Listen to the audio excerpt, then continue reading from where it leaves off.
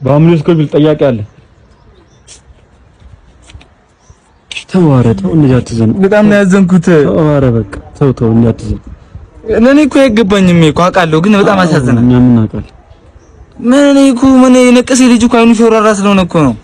ታውቃለህ፣ እስር ቤቱን ካርታ ገልብጦ ነው የነቀሰ። የተሳሳተ ቦታ አልወጣው። እኛ እዛ እየጠበቅን ሚስቶቹ ልጆችን ይዘን የተሳሳተ ቦታ ወጣው። እዛ ሱዳን አልወጣው። ሱዳን ደግሞ በቃ በዛው በሊቢያ አድርግ ሊር ነበር ምናምን ሰው ምናምን። አረ ይቅርብሽ ባምሊ ጉብል ቆንጆ እየታፈሰ ነው አሉኝ። እዛ እኮ ምን ላድርግ ታዲያ? ከዛ በቃ በብሩበርኩ ትቦ በዛው ትቦ ሹልክ ብዬ መጣሁልሻል። ኧረ አንተ በቃ ምን ከፎክስ ሪቨር አምልጣ እንዴ?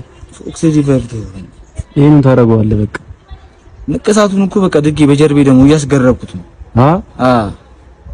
እና አምለ ያን ተባይ ገደልከው እንዴ? ኧረ እየኖረ ነው እሱ። አንተ እሱ ይዞኝ ኢየሱስ እስኪኖር ትፈቅድለታለህ?